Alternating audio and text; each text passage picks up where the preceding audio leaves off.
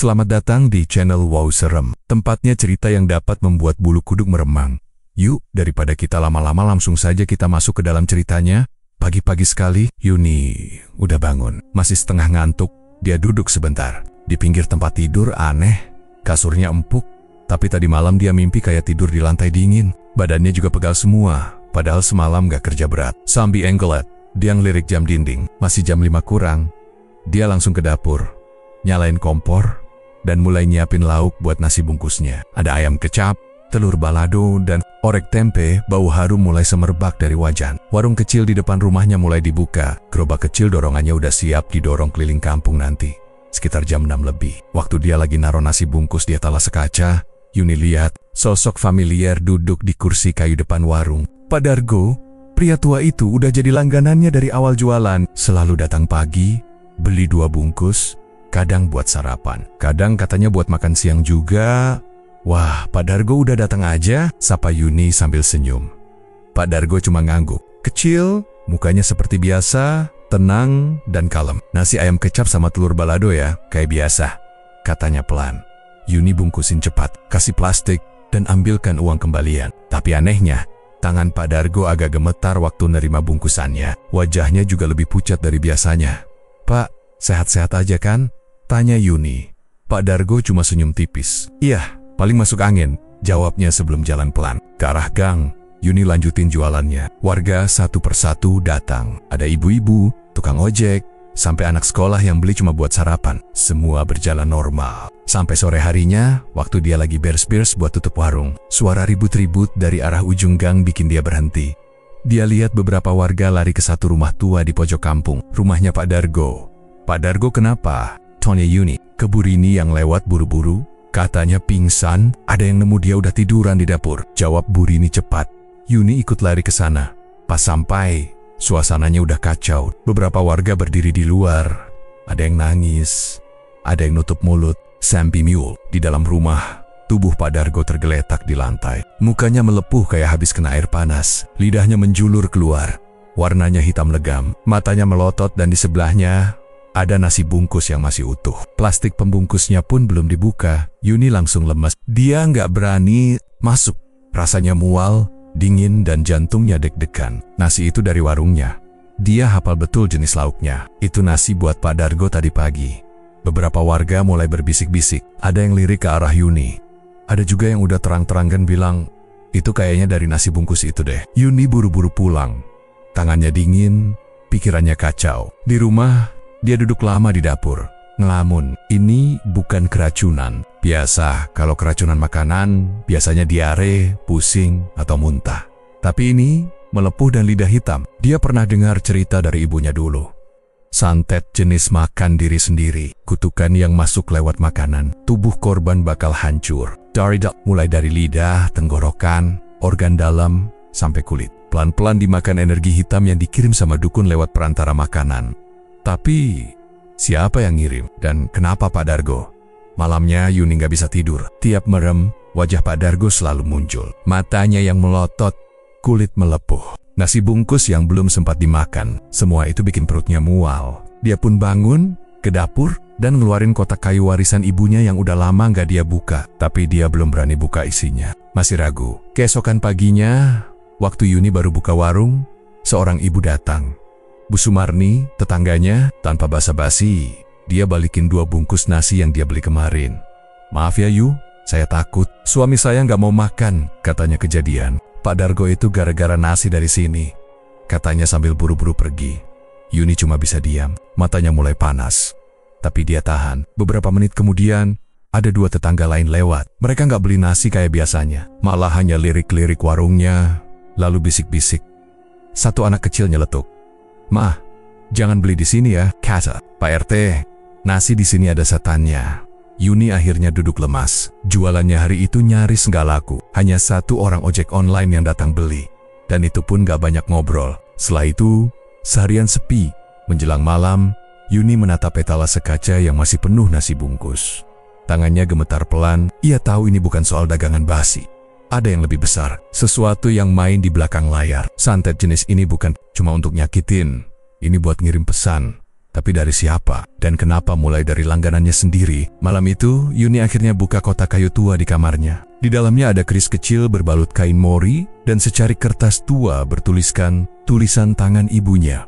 Kalau mereka datang, lewat makanan, lawan baliknya di dalam mimpi. Jangan lupa, keris itu kuncinya.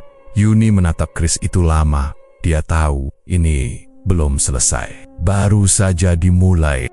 Yuni duduk di lantai kamarnya. Napasnya masih belum teratur. Kotak kayu itu ada di depannya, terbuka lebar, isinya berantakan. Tangan Yuni menggenggam sesuatu keris kecil berbalut kain mori yang sudah kusam. Di balik balutan itu, ia temukan kertas lusuh, baunya apek dan pinggirnya sobek. Di atasnya tertulis tulisan tangan ibunya. Kalau mereka datang dari dalam mimpi, lawan balik. Yuni baca tulisan itu berulang-ulang. Tangan kirinya gemetar pelan. Ia ingat betul kotak ini pernah dilarang dibuka waktu ibunya masih hidup. Kotak itu disimpan di lemari atas, dibungkus kain kafan, dan diberi kunci kecil. Baru seminggu setelah ibunya meninggal, ia berani menurunkannya. Tapi hari ini, semua rasa takutnya kalah sama rasa penasaran. Yuni mengamati keris itu. Ukurannya cuma sekitar 20 cm. Gagangnya dari kayu, tapi bilahnya menghitam seperti besi tua. Ada guratan aneh di permukaannya. Bukan ukiran biasa. Lebih mirip koreten-koreten yang gak jelas bentuknya.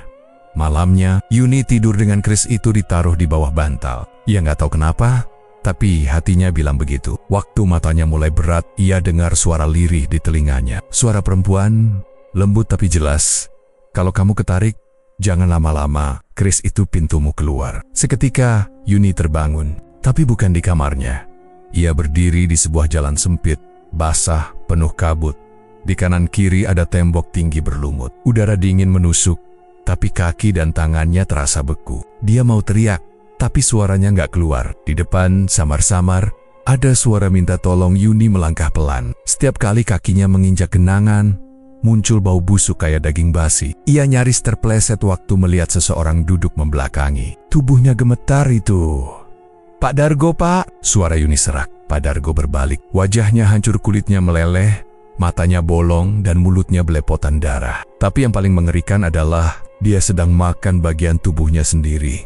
Tangannya mencabik dadanya, lalu mulutnya memakan potongan daging itu sambil nangis dan teriak-teriak. "Tolongin saya lapar. Saya disuruh makan ini." Yuni mundur. Napasnya berat. Di belakangnya, tiba-tiba muncul bayangan tinggi besar. Matanya merah. Dan ia mendekat cepat. "Lari!" Suara ibunya terdengar dari kejauhan. Yuni langsung lari, kaki seolah berat. Jalanan berubah jadi lumpur, dan tangan-tangan hitam keluar dari tanah, mencoba narik kakinya. Ia terjatuh, dan saat itu ia ingat keris di bawah bantal. Tangannya merogoh saku celana. Aneh, di mimpi itu kerisnya ada di situ. Ia genggam gagangnya kuat-kuat, dan mengarahkannya ke depan. Cahaya kecil muncul dari ujung bilahnya, cukup buat menerangi jalan keluar. Di ujung gang, Yuni lari sekuat tenaga, lewati suara-suara jeritan dan bisikan aneh. Begitu sampai di ujung gang, matanya silau, lalu ia terbangun dengan nafas ngos-ngosan. Bantalnya basah oleh keringat. Keris itu masih di bawah bantal, tapi tangannya ada bekas lumpur kering di telapak kirinya. Beneran, bukan mimpi biasa. Pagi itu, Yuni nggak langsung buka warung. Ia duduk lama di depan pintu rumah, memikirkan semua yang ia lihat.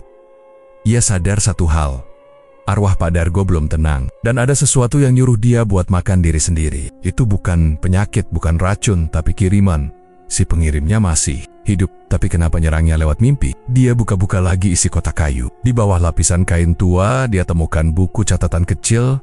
Isinya tulisan tangan ibunya, bukan doa-doa, tapi catatan pengalaman. Ada satu halaman yang bikin Yuni merinding. Kalau santet dikirim lewat makanan, maka tubuh korban akan diserang dari dalam. Tapi kalau lewat mimpi, itu artinya pengirimnya takut ketahuan. Dia pakai jalur mimpi buat sembunyikan identitas. Ciri-cirinya, korban mengigau, mimpi berulang, dan luka muncul tanpa sebab. Yuni jadi ingat luka kecil di telapak tangan yang muncul waktu bangun.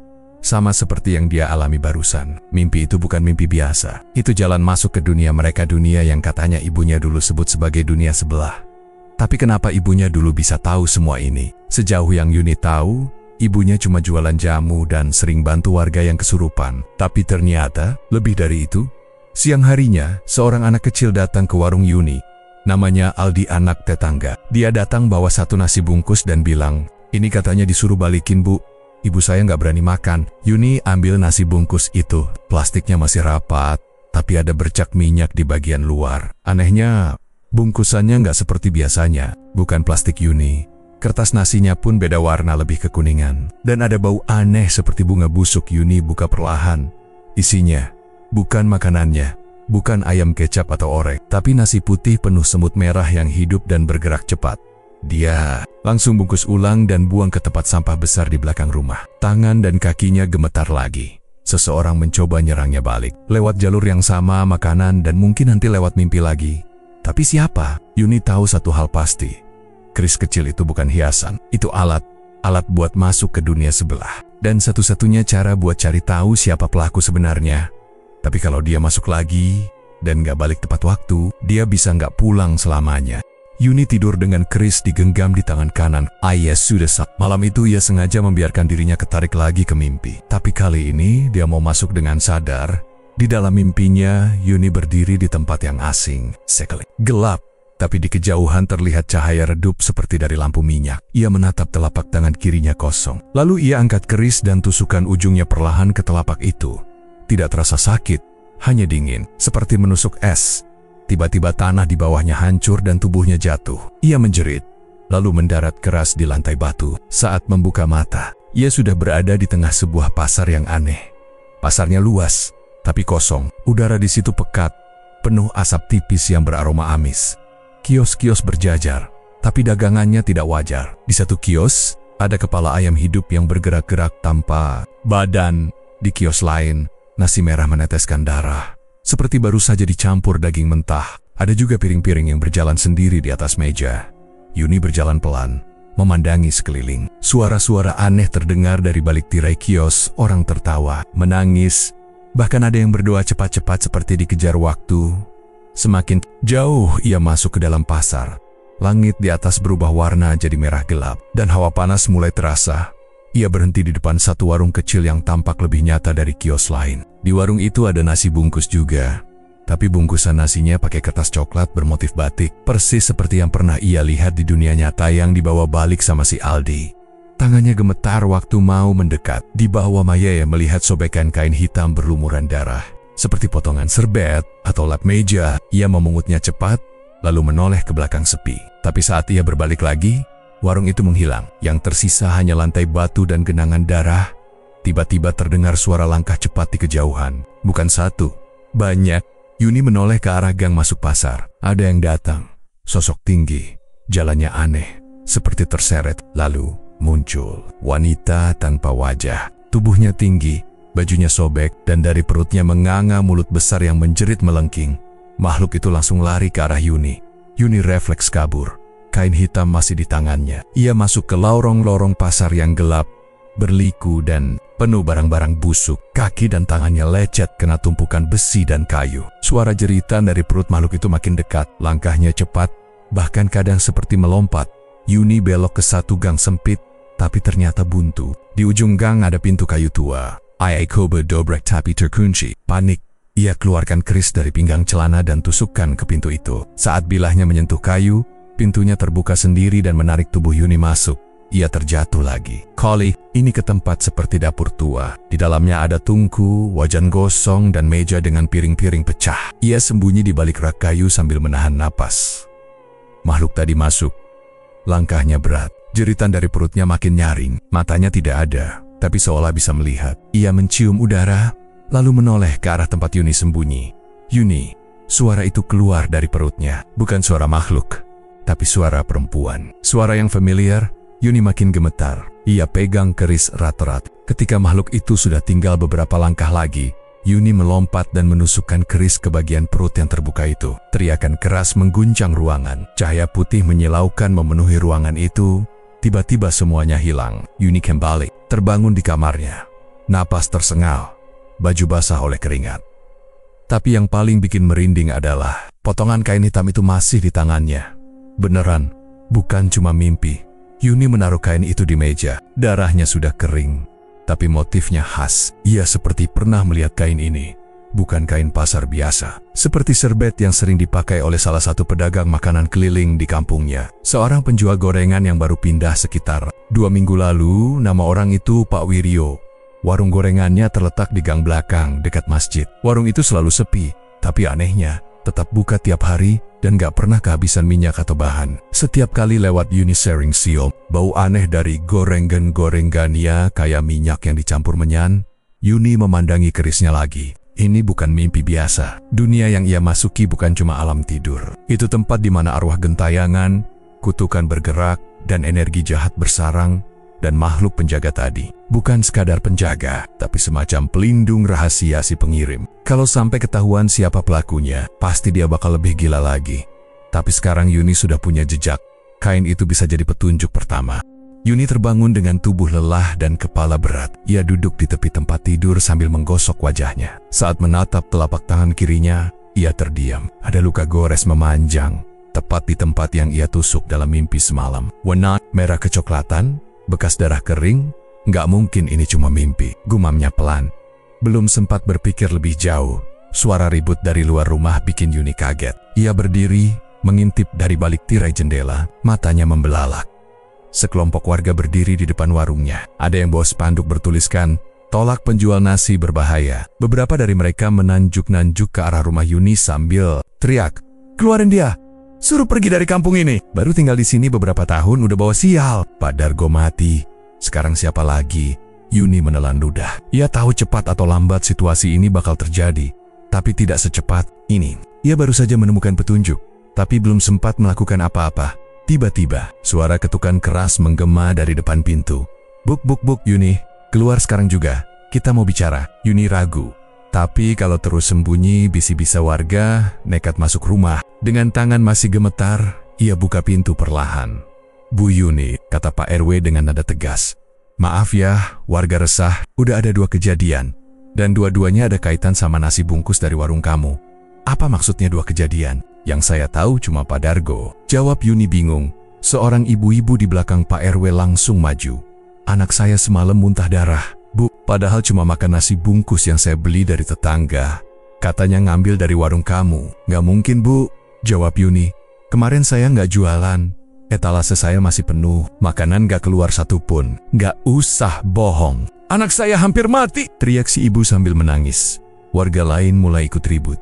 Beberapa lempar kata-kata kasar. Ada yang menuduh Yuni dukun, ada yang bilang warungnya pakai pesugihan. Situasinya panas. Yuni bahkan lihat seseorang membawa bata di tangan. Sayap dalam par Pak RW berusaha menenangkan, tapi suaranya tenggelam oleh teriakan warga. Akhirnya Pak RW berkata, "Yuni, buat kebaikan bersama, kamu mending pergi dulu dari kampung ini. Minimal sampai situasi tenang. Ini buat keselamatan kamu juga." Yuni diam. Matanya berkaca-kaca, hatinya panas, tapi ia tahu kalau melawan sekarang, warga bisa jadi beringas. Ia masuk ke dalam, ambil tas kecil berisi pakaian dan keris pusaka. Ia kunci pintu warung dari luar, lalu keluar diam-diam lewat pintu belakang. Ia menginap di rumah Pecenaya di kampung sebelah. Untungnya, Pak Desutris masih hidup sendiri dan tinggal di rumah kecil di pinggir kebun. Waktu Yuni cerita singkat, Pak D-nya cuma geleng-geleng kepala. "Zaman sekarang masih aja ada yang pakai jalan hitam begitu," gumam Pak D sambil menyeduh kopi. Yuni cuma bisa duduk termenung. Dalam hati, ia yakin nasi yang bikin anak kecil muntah darah itu bukan dari warungnya. Ada orang yang sengaja nyamar atau sengaja sebar makanan palsu buat menjebaknya. Tapi siapa? Ingatannya kembali ke potongan kain hitam dari mimpi semalam. Serbet berdarah itu mirip dengan yang sering dipakai oleh penjual gorengan baru, Pak Wiryo. Tapi tanpa bukti nyata di dunia nyata. Yuni nggak bisa sembarangan nuduh. Malamnya, Yuni duduk sendiri di teras. Langit mendung, udara dingin. Ia pandangi keris kecil di pangkuannya. Luka di tangan masih belum sembuh betul. Setiap dilihat, rasanya seperti dipanggil lagi ke dunia sebelah. Tapi kali ini dia harus lebih siap. Tiba-tiba, HP-nya bergetar. "Peasant, dari nomor tak dikenal. Jangan usik dagangan orang lain kalau nggak mau ikut masuk plastik." Yuni membaca pesan itu 3 kali. Nadanya jelas ancaman, tapi nomor itu nggak dikenal. Ia tangkap satu hal pelaku tahu. Yuni mulai curiga dan mencari tahu. Dengan napas berat, Yuni mengetik balasan.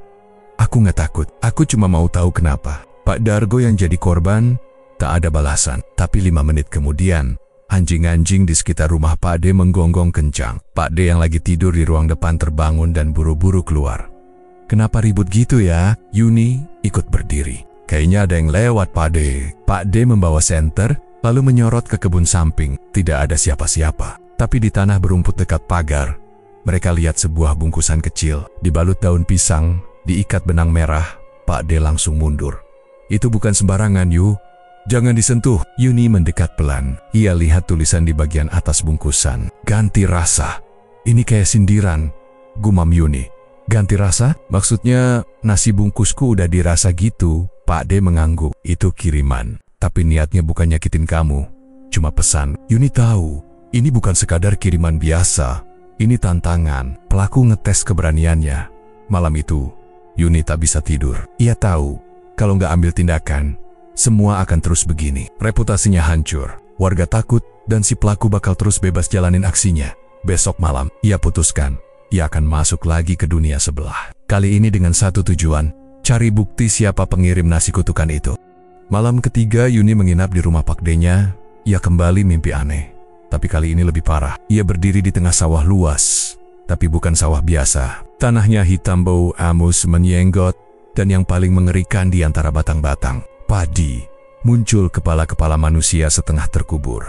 Mata-mata mereka terbuka. Sebagian masih bisa bergerak, sebagian lagi diam tak berkedip. Yuni mundur pelan, tapi langkahnya terhenti ketika salah satu kepala memanggil dengan suara serak. "Balas aku. Yang ngasih makan aku itu dia, yang sekarang jualan di pinggir jalan." Yuni kepala itu matanya sayu, wajahnya mirip Padargo, tapi mulutnya robek sampai ke pipi. Wajah itu nangis darah. Lalu semua kepala lain ikut teriak bersamaan. Suara mereka bercampur jadi satu, penuh derita. "Balas, balas." Yuni bangun dengan keringat dingin membasahi seluruh tubuh. Napasnya berat, dan keris di bawah bantal bergetar pelan seperti hidup. Ia langsung duduk, menyalakan lampu. Pikirannya langsung ke satu arah. Orang yang jualan di pinggir jalan. Dia tahu siapa yang dimaksud Pak Wiryo. Penjual gorengan baru yang mangkal nggak jauh dari gang utama kampung. Warung gerobaknya sederhana, tapi selalu rapi. Cuma anehnya, hampir nggak pernah kelihatan masaknya, dan gorengan-gorengannya sering habis cepat, walau jarang kelihatan pembelinya. Besok paginya, Yuni pura-pura keluar ke warung buat beli sabun. Tapi diam-diam, dia jalan ke arah tempat mangkal. Pak Wiryo, benar saja, gerobak gorengannya udah mangkal sejak jam 6 pagi. Padahal belum ada pembeli satupun. Pak Wiryo terlihat biasa aja, senyum ramah. Tapi mata Yuni langsung tertuju ke bawah gerobaknya. Ada karung goni kecil di samping gas LPG. Warnanya kusam dan basah sebagian. Yuni beranikan diri mendekat. "Pagi, Pak. Mau beli tempe 2, tahu 1. "Siap, Mbak," jawab Pak Wiryo sambil tersenyum. Saat dia membungkus, Yuni pura-pura jongkok, seolah memperbaiki sandal. Dari posisi itu, dia ngintip ke sela-sela gerobak. Matanya langsung membelalak. Di balik karung goni itu, ada 3 benda mencolok. Koin kuno berkarat, bungkusan kecil dari tanah basah, dan sendok patah yang dililit benang merah. Yuni buru-buru berdiri. Wajahnya ditahan supaya tetap biasa. "Ini, Mbah, 3.000 aja." "Terima kasih, Pak." Dia pergi pelan, tapi dalam hatinya yakin barang-barang itu bukan benda dapur biasa. Bungkusan tanah, koin, sendok patah itu semua ciri khas alat perantara santet. Ibunya dulu pernah cerita, pengirim santet pakai media itu untuk nyambungin niat ke korban. Koin untuk tarik arwah, tanah kuburan sebagai jalur, dan sendok patah buat simbol makan yang merusak. Yuni jalan cepat ke rumah Pak D. Di dalam kamar, ia buka catatan ibunya lagi. Di satu halaman tertulis, "Kalau kamu temukan 3 benda ini dekat tempat makan, tanah kuburan, sendok patah, koin kuno, artinya tempat itu bukan cuma jual makanan, tapi juga hidangan gaib." Yuni duduk lama, sambil memandangi keris. Dia nggak bisa langsung tuduh Pak Wiryo ke warga. Nggak ada bukti nyata yang bisa diterima logika mereka. Apalagi sekarang dia udah dicap sebagai pembawa sial. "Kalau aku maksa lapor, mereka malah makin nuduh aku," gumamnya. Sore harinya, Yuni memutuskan untuk mengamati warung itu dari kejauhan. Dia duduk di seberang jalan, pura-pura main HP selama hampir 2 jam. Cuma 2 orang yang kelihatan beli. Tapi gorengan di etalase yang tadinya banyak, pelan-pelan berkurang. Sendiri, setiap Yuni ngedip atau meleng sedikit, 1 atau 2 gorengan hilang, tanpa ada pembeli. Nggak ada yang ngambil. Tapi jumlahnya jelas berkurang. "Ini bukan dagangan biasa," bisik Yuni. "Ada yang makan, tapi bukan orang." Menjelang maghrib, Pak Wiryo tutup gerobaknya. Ia nggak bawa masuk semua alat. Bieber. Peralatan dia tinggal di dalam gerobak, termasuk karung kecil dan sendok patah itu. Malamnya, Yuni ambil keputusan, ia bakal masuk lagi ke dunia sebelah. Kali ini untuk nyari jejak lebih dalam siapa sebenarnya pengirim santet. Dan kenapa Pak Dargo yang dijadikan korban?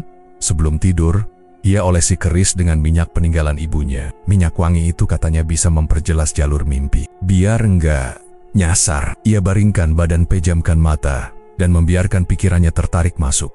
Dalam mimpinya, ia langsung berada di tempat asing. Bukan sawah, bukan pasar, tapi dapur tua penuh asap. Di atas meja batu, ada panci besar. Mendidih cairan merah pekat. Baunya seperti daging dibakar. Lalu dari belakang muncul sosok Pak Dargo. Tapi kali ini tubuhnya utuh. Ia menatap Yuni lama lalu berkata, "Yang kasih aku makan, dia yang gak pernah makan dagangannya sendiri." Seketika bayangan gerobak, gorengan muncul di belakang Pak Dargo. Tapi bentuknya menyeramkan. Gorengan-gorengan di dalam etalase bergerak sendiri. Dan berubah jadi mulut-mulut kecil yang mengunyah tanpa henti. Satu dari mulut itu menatap Yuni dan berkata, "Jangan, I saw it camper, bukan urusanmu." Yuni keluarkan keris, tapi tangannya berat, seolah tubuhnya ditahan dari belakang. Lalu terdengar suara ibunya, pelan tapi tegas, "Kamu belum siap, ambil tandanya dan keluar." Yuni melihat ke lantai. Di dekat kakinya, ada kain lap kecil berlumuran darah dengan tulisan samar Wei Yero, inisial nama yang sangat jelas. Ia genggam kain itu. Tubuhnya langsung ditarik cahaya putih. Yuni terbangun dengan napas ngos-ngosan. Di tangan kirinya, kain lap itu masih ada. Bukti pertama, dari dunia sebelah, sudah ia bawa pulang. Malam itu, Yuni duduk di dapur belakang rumah Pak D dengan tangan gemetar. Di depannya, ada bungkusan daun pisang yang tadi siang ditemukan di pagar. Bau anyirnya makin menyengat. Ia tahu benda itu semacam peringatan. Tapi malam ini, ia nggak mau cuma diancam. Ia mau menyelesaikan semuanya.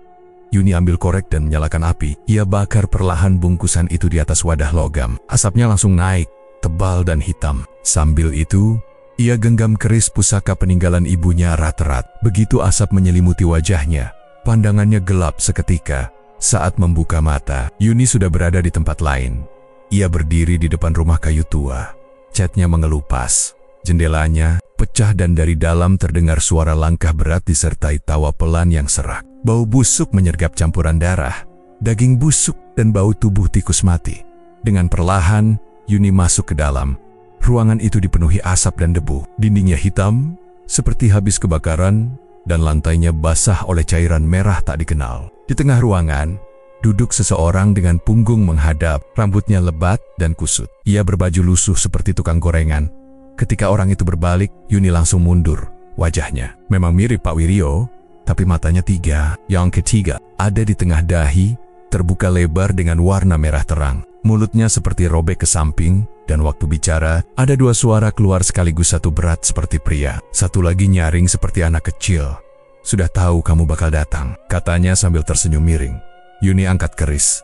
Jantungnya berdetak cepat. "Kenapa kamu kirim santet ke Pak Dargo?" Sosok itu berdiri. Tubuhnya lebih tinggi dari manusia biasa. Tangannya panjang dan jarinya tajam. "Karena dia dulu pernah nolak aku makan. Dia hina gorengan buatanku," katanya amis. "Aku balas, tapi kamu malah ikut campur. Dia cuma jujur," bentak Yuni. "Kamu bunuh orang karena dendam sepele, McLean. Itu kehormatanku." Suaranya menggema. Tiba-tiba dari pojok ruangan muncul sosok lain, arwah Pak Dargo. Tapi kali ini, wajahnya setengah hancur. Separuh badan terbakar. Matanya kosong, mulutnya terbuka tapi tidak bicara. Yuni mundur. Tapi sebelum bisa berpikir, dari langit-langit jatuh bayangan-bayangan hitam seperti jelmaan arwah lain. Mereka adalah korban-korban lama yang pernah disantet. Oleh makhluk itu, wajah mereka mengerikan. Ada yang lehernya terputus, ada yang perutnya bolong. Mereka semua merangkak ke arah Yuni. Makhluk bermata tiga itu tertawa. "Kalau mau lawan aku, lewati mereka dulu." Yuni berusaha tetap tenang. Pegang keris erat-erat. Cahaya kecil mulai keluar dari bilahnya, cukup terang buat melihat arah. Satu persatu arwah korban menyerang. Yuni menangkis, menebas, dan menghindar sebisanya. Tangannya terluka, tubuhnya terbanting ke dinding, tapi ia bertahan. Shot Pak Dargo mendekat. Yuni berhenti. Ia tahu arwah ini belum sepenuhnya gelap, Pak. Ini bukan salah Bapak. Bapak cuma jujur. Mata Pak Dargo berkedip pelan. Tangannya yang tadi terangkat mengepal, perlahan turun. Balas. Aku, bisiknya lirih. Yuni langsung berdiri dan berlari ke arah pelaku utama. Makhluk itu sudah berubah, kakinya jadi panjang, kulitnya mengelupas, dan matanya bertambah satu. Lagi di dada, ia mengayunkan tangan panjangnya ke arah Yuni. Tapi Yuni menunduk dan menghindar. Dengan kekuatan terakhirnya, Yuni lompat dan tikam keris ke bagian tengah dadanya tepat di mata merah itu. Makhluk itu menjerit, suara dua lapisnya bergetar keras. Tubuhnya gemetar, lalu meledak jadi asap hitam. Semua arwah yang tadi menyerang berhenti bergerak. Mata mereka menutup perlahan. Yuni terjata, tubuhnya lemas. Tapi dunia di sekitarnya belum stabil. Ruangan mulai runtuh, atap jatuh, dinding pecah, lantai terbuka jadi lubang besar. Ia lihat cahaya putih dari kejauhan pintu untuk kembali. Tapi ada suara lain di kepalanya. Kalau kamu mau pulang, tinggalkan salah satu ingatan atau jiwa.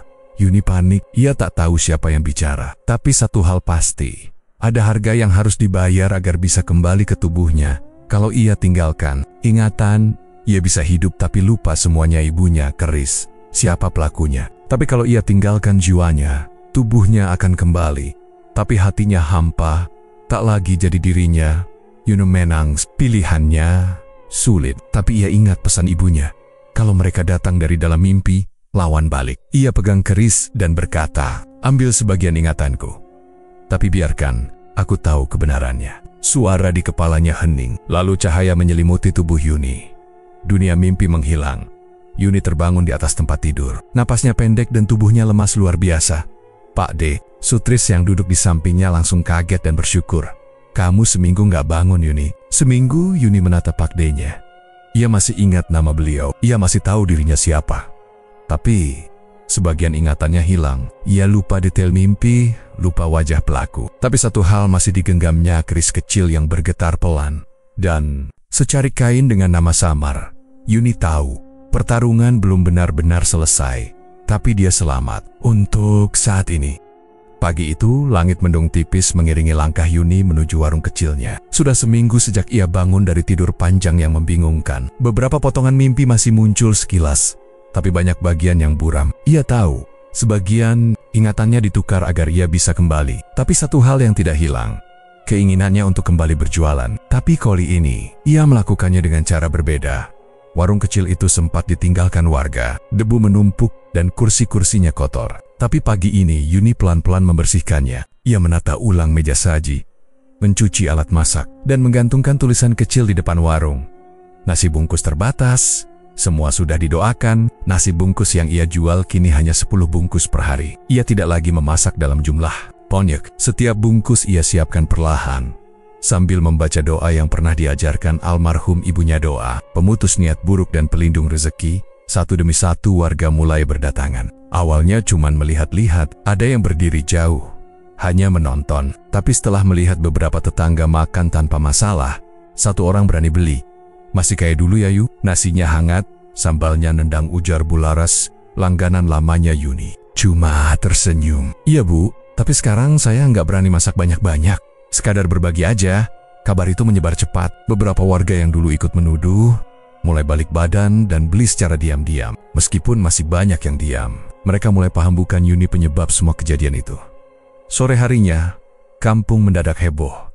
Pak RT datang ke warung Yuni dengan wajah tegang. Yu, kamu udah dengar? Yuni menggeleng. Kenapa, Pak? Pak Wiryo ditemukan meninggal di dapurnya. Mayatnya udah bau, penuh belatung. Katanya udah semingguan gak kelihatan. Yuni terdiam, napasnya tertahan. Yang nemuin anak-anak kecil. Mereka bilang nyium bau aneh dari rumahnya. Pas dicek sama warga, ternyata tubuhnya udah membusuk. Yang bikin ngeri, dia dikelilingi nasi basi, piring-piringnya penuh. Tapi nggak ada yang disentuh. Kayak nggak dimakan sama sekali. Pak RT menelan ludah. Tapi yang aneh, nggak ada satupun lalat masuk ke warungnya Kuma Beleiteng. Banyak banget. Yuni tahu, walau ingatannya kabur, nalurinya jelas. Itu hukuman dari dunia sebelah. Bukan ulah manusia biasa. Niat buruk yang dia tebarkan akhirnya kembali makan dirinya. Sendiri, warga mulai bicara. Suara-suara pelan di gang belakang berubah. Dulu mereka bilang Yuni bawa sial. Sekarang mereka bilang Yuni tahan godaan dan kuat menolak jalan pintas. Yuni sendiri nggak terlalu peduli omongan itu. Yang dia pikirkan sekarang cuma satu. Bagaimana menjaga agar kejadian ini tidak terulang. Di malam harinya, ia duduk sendiri di dapur. Di hadapannya, keris pusaka ibunya dibungkus kain mori. Ia buka perlahan, dan keris itu masih berdenyut hangat di tangannya. Saat digenggam, terasa getaran halus seperti napas. Benda itu hidup, tapi bukan makhluk, bukan juga benda biasa. Keris itu seperti penghubung antara dua dunia, Ibu, bisik Yuni. Ternyata yang Ibu wariskan bukan cuma alat, tapi tanggung jawab. Angin malam masuk lewat jendela kecil. Lampu bergoyang perlahan. Dari kejauhan, suara burung malam terdengar. Suasana tenang, tapi di dalam hati Yuni, ada perasaan lain, perasaan bahwa apa yang terjadi kemarin cuma satu. Dari sekian banyak kasus yang bisa terjadi kalau orang menyalahgunakan makanan. Makanan harusnya buat hidup, bukan buat melukai. Ia simpan keris itu ke dalam laci besi dan menguncinya. Lalu ia menulis sesuatu di kertas dan menempelkan di dalam dapur. Tepat di atas tempat ia biasa bungkus nasi, masaklah untuk mengenyangkan, bukan untuk menghabisi. Besok paginya, ia kembali jualan. Warga makin ramai. Beberapa anak kecil datang, denggen ibunya, dan duduk makan di warung Yuni dengan senyum lebar. Tidak ada rasa takut lagi, tidak ada tuduhan. Yang tersisa hanya wangi nasi hangat dan suara sendok menyentuh piring. Satu hal yang belum Yuni sampaikan ke siapa-siapa malam-malam tertentu, tepat jam 2 pagi, kadang ia masih lihat bayangan dari jendela dapur. Bayangan seseorang berdiri mematung, memegang piring kosong, tidak bersuara, tapi hanya berdiri, tidak mengganggu. Mungkin itu bekas jalur dari dunia sebelah yang belum sepenuhnya tertutup. Mungkin itu peringatan, tapi Yuni tidak takut lagi. Selama ia menjaga niat dan masak dengan hati-hati, jalur itu tidak akan terbuka lebar. Dan kalaupun terbuka, dia sudah siap dengan keris di laci dan doa di setiap nasi bungkusnya. Yuni tahu ia bukan lagi hanya penjual makanan, tapi